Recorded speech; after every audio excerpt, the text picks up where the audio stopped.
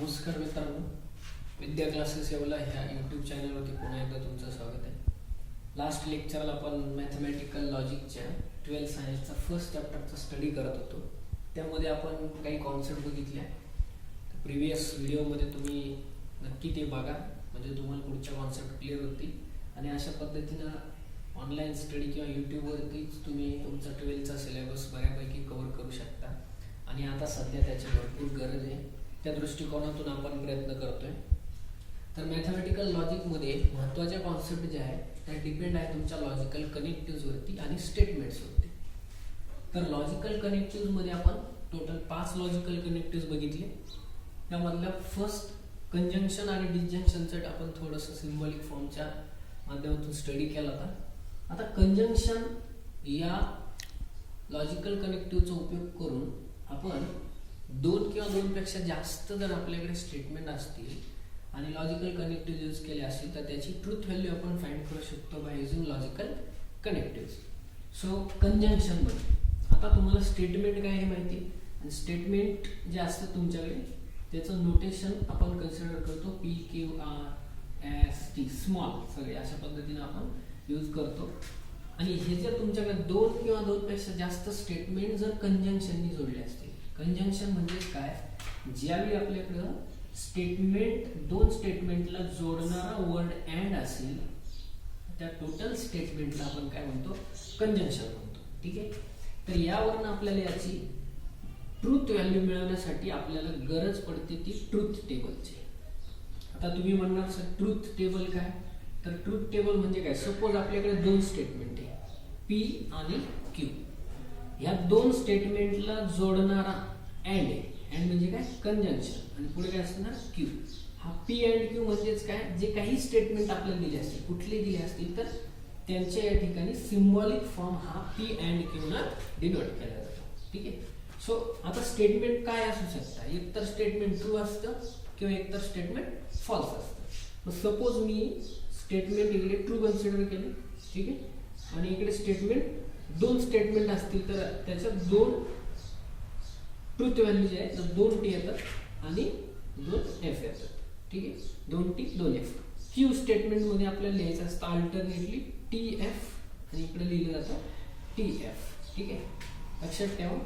2 statement असतील तर पहिले 2T 2F, दुसऱ्या स्टेटमेंट मध्ये TF अल्टरनेटली. ठीक आहे. आता P अँड Q आपल्याला घ्यायचं आहे. सो ज्यावेळी कंजंक्शन असतं त्या कंजंक्शनची कॉन्सेप्ट काय, T अँड T याला आपण काय लिहिणार आहे, T, अदरवाइज याला लिहिणार आहे F. म्हणजेच काय, अँडनी जोडणाऱ्यामध्ये जर दोन्ही स्टेटमेंटची ट्रूथ व्हॅल्यू T असेल, म्हणजे थोडक्यात सांगायचं दोन्ही T असतील तर लिहायचा T, दोन्ही T असतील तर T, अदरवाइज काय लिहायचा F.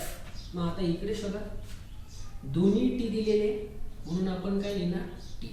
इथं बघा दोन्ही T आहे का, नाहीये, बरोबर. इकडे आहे का दोन्ही T, नाही. इकडे आहे का, नाही.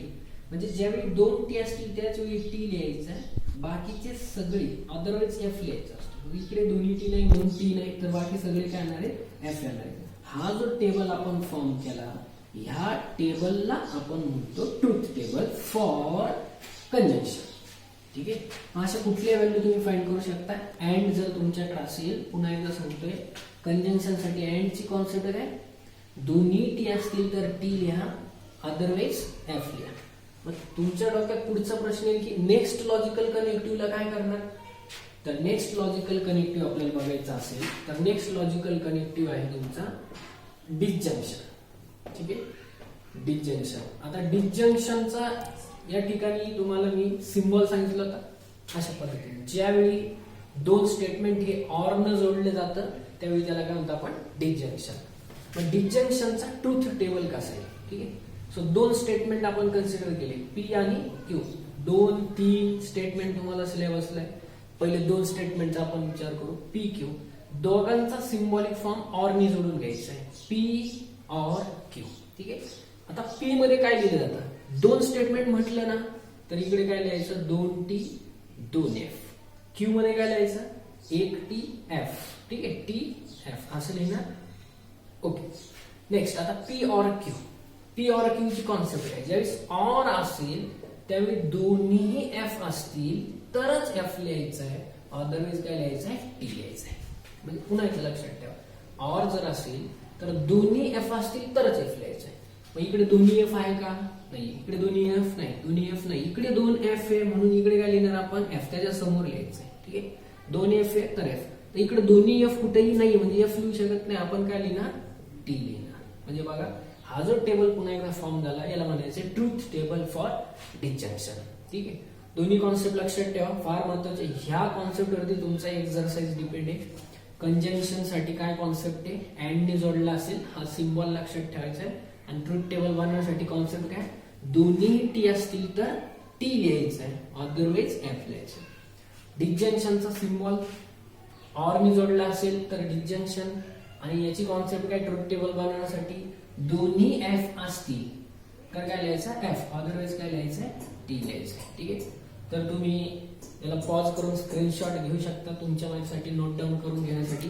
नेक्स्ट आपण बघणार आहे थर्ड जो काही लॉजिकल कनेक्टिव्ह आहे, तो थर्ड लॉजिकल कनेक्टिव्ह तुम्हाला बघायला मिळेल तो म्हणजे निगेशन. मी काल सांगितले निगेशन बद्दल इन्फॉर्मेशन. ठीक आहे, सो निगेशनचा सिम्बॉल काय असतो, तर अशा पद्धतीनं हा निगेशनचा सिम्बॉल असणार आहे. ठीक आहे, निगेशन. तर निगेशनचा एखादा एक्झाम्पल घ्यायचं ठरलं तर काल आपण बघितलं की Pune is well plan city, बरोबर, किंवा Pune is not a well plan city. Not द्यायचा किंवा नॉट काढून टाकायचा हेच निगेशनचा रोल असतो. ठीक आहे, सो निगेशन मी सांगितले की आणखी एक सिंपल स्टेटमेंट असतं, कंपाऊंड नसतं, म्हणजे दोन स्टेटमेंट नसतात. निगेशन मध्ये एकच स्टेटमेंट असतं, एका स्टेटमेंट मध्ये तो युज केला जातो. ठीक आहे, सध्या तरी एका स्टेटमेंट मध्ये युज केला जातो. सो निगेशन मध्ये एकच स्टेटमेंट असतं पी, आणि निगेशन पी हा त्याचा सिम्बॉलिक फॉर्म असणार. पी म्हणजे काय, एक स्टेटमेंट आहे आणि त्या स्टेटमेंटचं निगेशन असं डिनोट केलं जातं, त्याच्या पुढे असं निगेशन लिहिलं जातं, निगेशन पी. एकच स्टेटमेंट एकतर काय असेल, ट्रू असेल किंवा काय असेल, फॉल्स असेल. स्टेटमेंट एक असेल तर ती एकतर ट्रू असू शकते किंवा एकतर फॉल्स असू शकतं. पण दोन स्टेटमेंट असताना टेबल बनवताना असं लक्षात ठेवायचं. ठीक आहे, एक स्टेटमेंट असेल तर टी किंवा एफ. आता टीचं निगेशन एफ असतं आणि एफचं निगेशन टी असतं, लक्षात ठेवा. टीचं निगेशन एफ आणि एफचं निगेशन टी. हा जो आहे या ठिकाणी टेबल आपण फॉर्म केलाय, या टेबलला काय म्हटलं आता, ट्रूथ टेबल फॉर निगेशन. ठीक आहे, आपण बघा तीन लॉजिकल कनेक्टिव्हचा ट्रूथ टेबल बनवला. पहिला कुठला होता, कंजंक्शन. दुसरा कुठला होता, डिसजंक्शन. तिसरा कुठला होता, निगेशन. ठीक आहे, नेक्स्ट फोर्थ जो आपल्याला लॉजिकल कनेक्टिव्ह बघायचा आहे तोही फार महत्वाचा आहे, तो म्हणजे कंडिशनल. नंबर 4 मध्ये. ठीक आहे, तो आहे तुमचा कंडिशनल. लक्षात ठेवा, इंग्लिश मध्ये कंडिशनल सेंटेन्सेस बरेचसे दिले तुमच्याकडे. कंडिशनल किंवा याला म्हटलं तर इम्प्लिकेशन. मग याचा सिम्बॉल काय असेल, प्रत्येकाचा सिम्बॉल मी सांगत गेलो तसा कंडिशनलचा सिम्बॉल अशा पद्धतीने एक सिंगल एरो असतो आणि इम्प्लिकेशनचा सिम्बॉल हा या ठिकाणी एक सिंगलच एरो असतो, इकडे डबल लाईन असतात. ठीक आहे, कंडिशनल किंवा इम्प्लिकेशन. कंडिशनल लक्षात ठेवा, इम्प्लिकेशन फक्त ओव्हरव्ह्यू म्हणून तुम्ही लक्षात ठेवायचं आहे. कंडिशनल मध्ये काय सेंटेन्स असतं, तर तुमच्याकडे दोन स्टेटमेंट असतील, सपोज पी आणि क्यू, कोणतेही असतील. कोणते म्हणजे काय, जसं आपण काल बघितलं, 2 is even number, Q is odd number, किंवा 3 इज ऑड नंबर. अशा पद्धतीने दोन स्टेटमेंट दिले असतील. ह्या दोन स्टेटमेंटला आपण लिहिणार if P then Q. P म्हणजे काय, काही स्टेटमेंट दिलं असेल, देन नंतर एक स्टेटमेंट दिलं असेल. आणि पी कोणता घ्यायचा, जो इफ देन मध्ये जो बसलेला असतो त्याला काय म्हणायचं, पी, आणि देन नंतर जो असतो तो क्यू. मग अशा पद्धतीने जर दिला असेल तर याचा आपल्याला बनवायचं आहे ट्रूथ टेबल. ठीक आहे, सो ट्रूथ टेबल बनताना दोन स्टेटमेंट आहे म्हणून पहिला पी, दुसरा स्टेटमेंट कुठला, क्यू, आणि दोघांना कशाने जोडायचं, कंडिशनल. इफ देन आलं तर काय वापरायचं, कंडिशनल. कंडिशनल काय, पी कंडिशनल क्यू. अगोदर पी आणि नंतर क्यू, पी कंडिशनल क्यू. दोन स्टेटमेंट असतील तर आपण काय लिहितो, 2T 2F पहिले स्टेटमेंट मध्ये. दुसऱ्या स्टेटमेंट मध्ये काय लिहितो, 1TF नंतर TF. आता कंडिशनलची कॉन्सेप्ट काय, व्यवस्थित लक्षात ठेवा. कंडिशनल म्हणजे बघा, कंडिशनलचा सिम्बॉलिक फॉर्म असा असतो, पी कंडिशनल क्यू. म्हणजे एरो कुठे जातोय, पी कडनं क्यू कडे जातोय. तर लक्षात ठेवा, ज्यावेळी एरो हा एफ कडे जाईल. म्हणजेच काय, पहिल्या स्टेटमेंटची व्हॅल्यू जर टी असेल आणि दुसऱ्या स्टेटमेंटची व्हॅल्यू जर एफ असेल, कंडिशनल मध्ये, बाकीच्यांमध्ये नाही. कंडिशनल मध्ये काय, पहिल्या स्टेटमेंटची व्हॅल्यू टी असेल आणि दुसऱ्या स्टेटमेंटची व्हॅल्यू एफ असेल तर एफ लिहायचं आहे. काय लिहायचं आहे? एफ लिहायचं आहे. ठीक आहे. मग अदरवाईज काय लिहायचं? टी.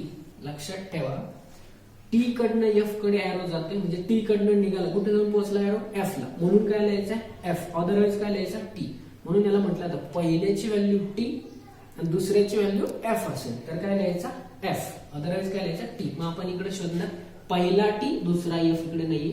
बघा इथं पहिला टी आणि दुसरा काय दिलाय? एफ. म्हणून या ठिकाणी आपण काय लिहिणार? एफ लिहिणार.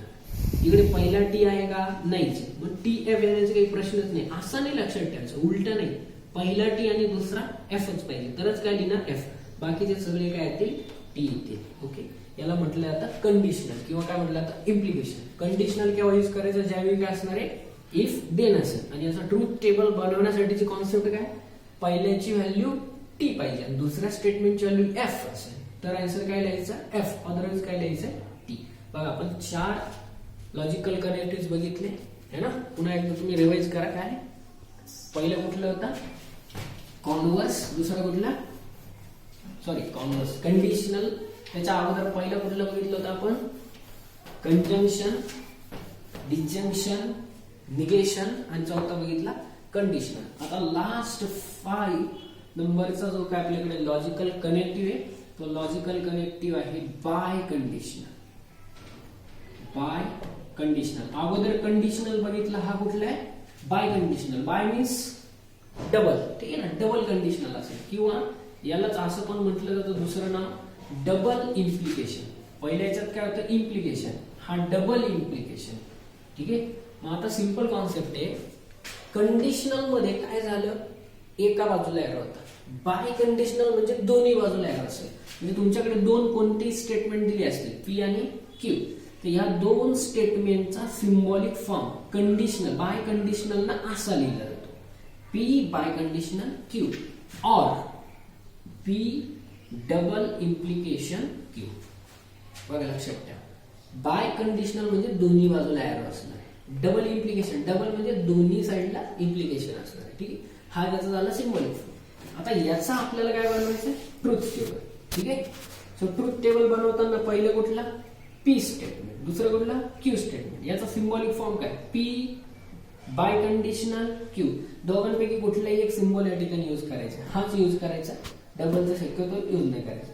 सो या पद्धतीने आता एक स्टेटमेंट पहिल्या याच्यामध्ये काय लिहिणार? 2t आणि 2f. क्यू मध्ये काय लिहिणार? tf आणि काय लिहिणार? tf. ओके. बघा tf tf. आता p बाय कंडिशनलची कॉन्सेप्ट काय? एकदम सिंपल कॉन्सेप्ट आहे. एरो दोन्ही बाजूला दिसतो, याचा अर्थ दोघांच्या व्हॅल्यू सेम पाहिजे.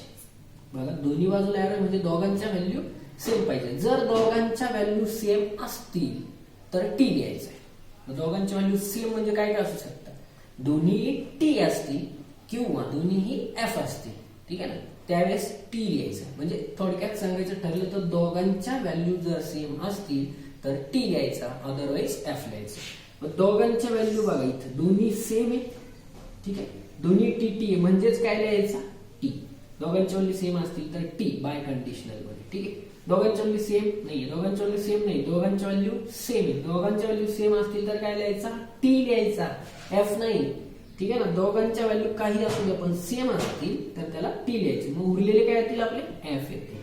ठीक आहे. लक्षात ठेवा, हा जो ट्रूथ टेबल बनला, हा ट्रूथ टेबल कोणासाठी बनला? तुमचा बाय कंडिशनल. आता ज्या आपण लॉजिकल कनेक्टिव्हला बघितले त्या लॉजिकल कनेक्टिव्हला आपण एक ओव्हरव्ह्यू म्हणून पुन्हा एकदा तुम्हाला सांगतो मी, आणि त्यांना लक्षात कसं ठेवायचं हेही मी सांगतो. ठीक आहे. सो हे तुम्ही स्क्रीनशॉट घेऊन वगैरे नोट डाऊन करत चला. पहिला लॉजिकल कनेक्टिव्ह आपण कुठला बघितला? अँड. अँडलाच काय म्हटलं आता? कंजंक्शन. आता कंजंक्शनची कॉन्सेप्ट आहे बघा, इथं मी तुमच्यासाठी सिम्बॉल पण देतो, अँड. ठीक आहे. कंजंक्शन. तर याची कॉन्सेप्ट काय? दोन्हीही टी असतील तर काय लिहायचा? टी. अदरवाईज काय लिहायचा? एफ. सर्कल ज्याला केले ते अदरवाईज वाली कॉन्सेप्ट लक्षात ठेवा. ठीक आहे. दोन्ही टी असतील तर टी, अदरवाईज एफ. अँड साठी सेकंड लॉजिकल कनेक्टिव्ह कुठला बघितला आठवा, सेकंड बघितला ऑरचा सिम्बॉल अशा पद्धतीने दिलाय. ऑरची कॉन्सेप्ट काय, दोन्हीही एफ असतील तर काय लिहायचा एफ, अदरवाईज काय लिहायचा टी. सर्कल केलेला अदरवाईजची कॉन्सेप्ट आहे. ठीक आहे, दोन्ही एफ असेल तर एफ, अदरवाईज टी लिहायचा. थर्ड काय बघितलं आपण, निगेशन. ठीक आहे, सो निगेशन काय, त्याचा सिम्बॉल अशा पद्धतीने असतो. निगेशन म्हणजे काय, लक्षात ठेवा, टी चं निगेशन काय असतं एफ आणि एफ चं निगेशन काय असतं टी. हे कॉन्सेप्ट लक्षात ठेवा, इझी. नंबर 4 बघितलं आपण कंडिशनल. ठीक आहे, कंडिशनल मध्ये काय बघितलं आपण, इफ देन जर असेल, इफ पी देन क्यू असं जर दिलेलं असेल तर त्यावेळी आपण यूज करतो सिंगल साइड जो एरो असतो त्याला कंडिशनल. कंडिशनलची कॉन्सेप्ट काय, पहिल्याची व्हॅल्यू टी आणि दुसऱ्याची व्हॅल्यू एफ असेल, म्हणजे एरो जर टी कडनं एफ कडे जात असेल तर आपण काय लिहितो एफ. लक्षात ठेवण्यासाठी काय सांगितलं मी, एरो कुठून पुढे जाते, टी कडनं एफ कडे, म्हणजे कुठे जाऊन थांबला एफ वरती, म्हणून आन्सर काय लिहायचं एफ. अदरवाईज लक्षात ठेवा, अदरवाईज काय लिहिला जातो टी लिहिला जातो. ठीक आहे, अदरवाईज वर्ड मुद्दाम लिहिला तुम्ही कन्फ्युज व्हाल, इकडे एक एरो पुन्हा एरो जर दिला असेल तर तुम्ही कन्फ्युज व्हाल. ठीक आहे, नेक्स्ट नंबर 5. नंबर 5 काय असतो, इफ अँड ओनली इफ. मी सांगायचं विसरलो, बाय कंडिशनल केव्हा यूज करायचा, ज्यावेळी इफ अँड ओनली इफ असेल. इफ अँड ओनली इफ, याला शॉर्टली असं लिहिलं जातं IFF, लक्षात ठेवा. आणि याला म्हटलं तर biconditional. So biconditional साठी हा सिम्बॉल आपण यूज करतो जनरली. ठीक आहे, सो बाय कंडिशनलची कॉन्सेप्ट काय, दोघांच्या व्हॅल्यू सेम असतील, दोन्ही बाजूला एरो जातो ना, दोघांच्या व्हॅल्यू जर सेम असतील तर आपण बघा, दोघांची व्हॅल्यू सेम आहे तर आपण काय लिहिणार टी लिहिणार. अदरवाईज जर अशा सेम व्हॅल्यू नसतील तर अशा वेळी आपण काय लिहिणार एफ लिहिणार. बघा, सगळा व्यवस्थित स्क्रीनशॉट घेऊन नोट डाऊन करा. याच्यावरती तुमचा पुढचा एक्सरसाइज आहे 3 मार्क्सचा क्वेश्चन. लक्षात ठेवा, 3 मार्क्सचा क्वेश्चन तुमचा ट्रूथ टेबल वरती येतो आणि हा ट्रूथ टेबल येण्यासाठी तुम्हाला ह्या सांगितलेल्या कॉन्सेप्ट येणं फार महत्वाचं आहे. ठीक आहे, ओके.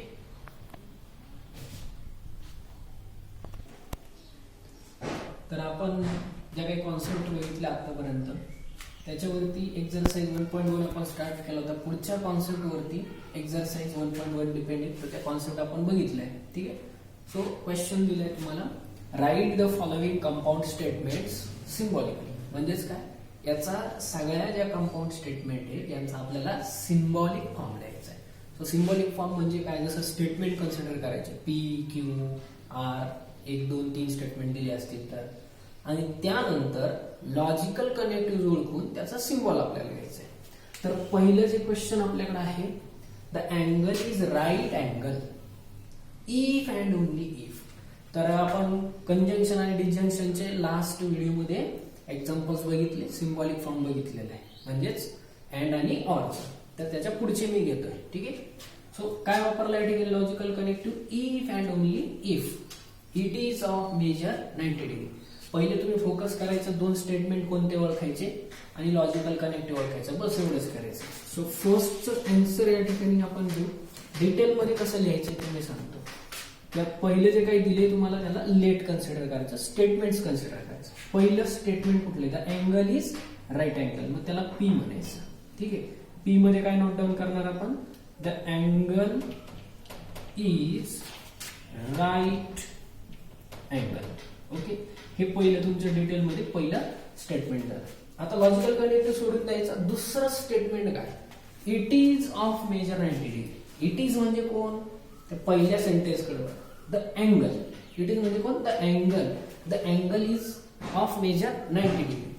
क्यू मध्ये लिहिताना इट इज न लिहिता काय लिहिणार, the angle is of measure 90 degree. ठीक आहे, हे दुसरं स्टेटमेंट आपण कन्सिडर केलं. आता जोडणारा लॉजिकल कनेक्टिव्ह काय, इफ अँड ओनली इफ आहे. ठीक आहे, सो एकदम सिंपल, याचा सिम्बॉलिक फॉर्म आपल्याला लिहायचा आहे SF, सिम्बॉलिक फॉर्म. मग याच्यामध्ये पहिले काय, the angle is right angle. The angle is right angle साठी काय आहे P. त्याच्यानंतर काय, if and only if. If and only if, double if दिसतं ना, म्हणजे याचा अर्थ काय, दोन्ही बाजूला एरो, बाय कंडिशनल. दोन्ही बाजूला एरो आपण या ठिकाणी दिला, बाय कंडिशनल. आणि पुढचं statement, it is of measure 90 degree. मग the angle is of measure 90 degree साठी काय वापरलाय, q. P biconditional q, हा झाला याचा सिम्बॉलिक फॉर्म. ठीक आहे. आता असं डिटेल मध्ये लिहायचं, पुन्हा पुन्हा मी डिटेल लिहून देणार नाही, प्रोसिजर सेम असणार प्रत्येक वेळी. स्टेटमेंट कन्सिडर करा दोन्ही, आणि नंतर काय लिहा त्याचा सिम्बॉलिक फॉर्म. ठीक आहे. तर मी तुम्हाला आता या ठिकाणी ओरली सांगतो आणि सिम्बॉलिक फॉर्म लिहून देतो ओरलेल्यांचा. याचा तुम्ही स्क्रीनशॉट घेऊ शकता. सेकंड नंबर काय लिहिले बघा. सेकंड नंबर मध्ये काय, the angle is neither acute nor obtuse. लक्षात ठेवा, ज्यावेळी नायदर नॉर वापरला जातो त्यावेळी लॉजिकल कनेक्टिव्ह हा अँड असतो, म्हणजेच कंजंक्शन असतं. ठीक आहे. ओके. पहिलं स्टेटमेंट, सेकंडच्या आन्सर मध्ये पहिलं स्टेटमेंट काय कन्सिडर होणार, पी. पी मध्ये काय लिहिणार, angle is acute. Neither word घ्यायचा नाही, नॉर वर्ड घ्यायचा नाही, तो लॉजिकल कनेक्टिव्ह अँड साठी इन्स्टेड ऑफ अँड या ठिकाणी यूज केलेला आहे. ठीक आहे. सो अँगल इज काय, अॅक्यूट. इथं तुमचं पहिलं सेंटेन्स काय ना, अँगल इज अॅक्यूट. ठीक आहे. क्यू मध्ये काय ना, विचार करा, अँगल इज ऑब्ट्यूज. दुसरं काय ना, अँगल इज ऑब्ट्यूज. ठीक आहे. दोन स्टेटमेंट आले. आता नंतर काय लिहायचं, याचा सिम्बॉलिक फॉर्म. तर लक्षात ठेवा, सिम्बॉलिक फॉर्म लिहिताना विचार करा, नायदर आणि नॉट हे दोन्ही निगेटिव्ह वर्ड आहे. नॉट दर्शवतात, आणि ज्यावेळी नॉट येतो त्यावेळेस आपण काय म्हणतो, निगेशन. ठीक आहे. मग काय सांगितलं, अँगल इज नायदर अॅक्यूट, म्हणजे अँगल हा अॅक्यूट पण नाही आणि ऑब्ट्यूज पण नाही. पण कन्सिडर करताना आपण काय म्हणलं, अँगल इज अॅक्यूट, म्हणजे याचा अर्थ काय, आपण या ठिकाणी नॉट घेतलेला नाहीये, निगेटिव्ह वर्ड या ठिकाणी घेतलेला नाहीये.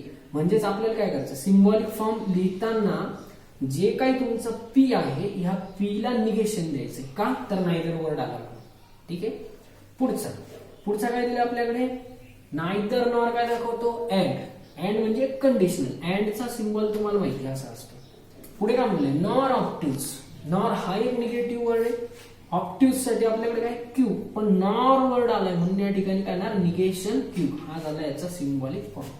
निगेशन केव्हा वापरायचं, आपल्याकडे नॉर, नायदर, नॉट असे असेल तर negation P and negation Q असं रीड करायचं. हा झाला याचा सिम्बॉलिक फॉर्म. ठीक आहे.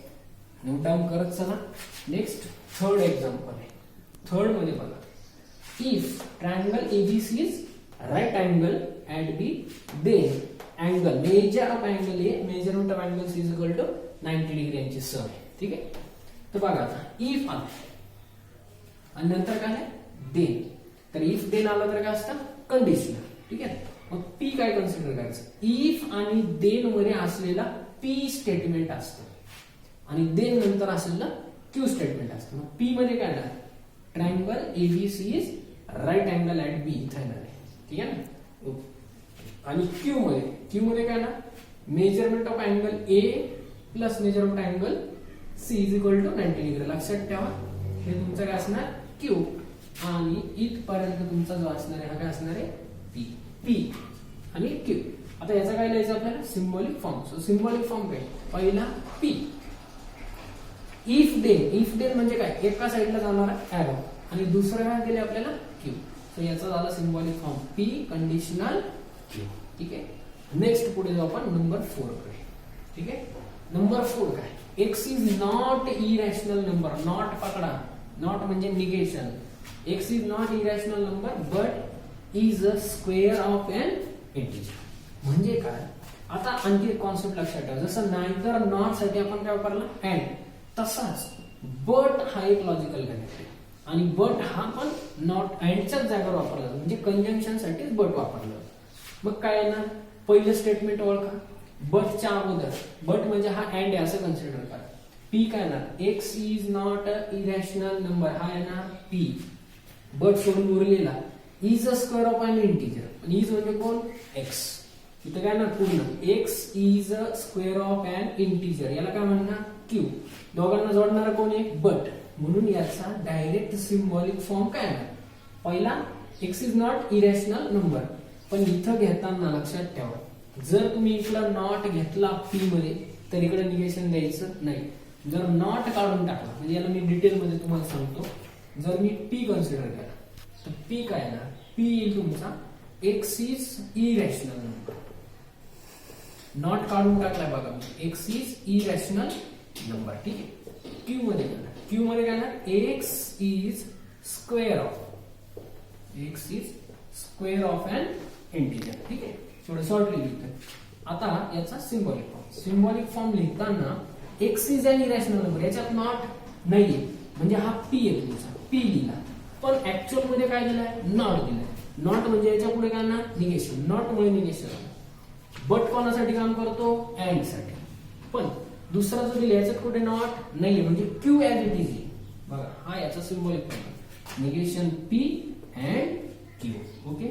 तर सिंबॉलिक फॉर्म लिहायला तुम्हाला विचारलं जातं एखाद्या मार्क्सला किंवा 2 मार्क्सला. तर अशा पद्धतीने डिटेलमध्ये तुम्ही सिंबॉलिक फॉर्म त्याचा लिहायचा असतो.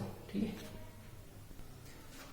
नेक्स्ट क्वेश्चन आहे, write the truth values of the following. तर एक कंपाऊंड स्टेटमेंट दिले आपल्याकडे 4, यांचे आपल्याला ट्रूथ व्हॅल्यूज फाइंड करायचे. कंपाऊंड स्टेटमेंटचे ट्रूथ व्हॅल्यू फाइंड करण्यासाठी आपण लॉजिकल कनेक्टिव्हचे ट्रूथ टेबल बघितले. ठीक आहे. त्यावरून या ठिकाणी फाइंड करू. पहिला क्वेश्चन आहे 4 is odd. Or logical connective or वापरलाय. 1 इज प्राईम. बघा या ठिकाणी पहिलेचा आन्सर लेट. जसं आपण सिंबॉलिक फॉर्म लिहिला त्याच पद्धतीने सिंबॉलिक फॉर्म तिथपर्यंत लिहून घ्यायचं ऍज इट इज. म्हणजे बघा 4 इज ऑड, पहिला पी आला, नंतर क्यू स्टेटमेंट काय आलं, 1 इज प्राईम, आणि याचा सिंबॉलिक फॉर्म काय ना, पी ऑर क्यू, कारण लॉजिकल कनेक्टिव्ह काय ऑर, ऑरचा सिंबॉल आहे.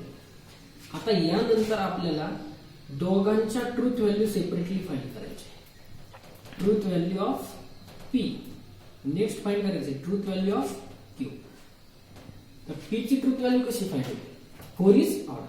4 ऑड नंबर आहे का, नाहीये. 4 हा इवन नंबर आहे, म्हणजे त्यांनी जे सांगितलेलं ते काय फॉल्स आहे, म्हणजे पी ची ट्रूथ व्हॅल्यू आहे ना एफ. नेक्स्ट काय 1 इज प्राईम. 1 हा प्राईम नसतो. ठीक आहे, कंपोजिट नसतो. मग लक्षात ठेवा हे जे सांगितले यांनी हे काय सांगितले फॉल्स आहे.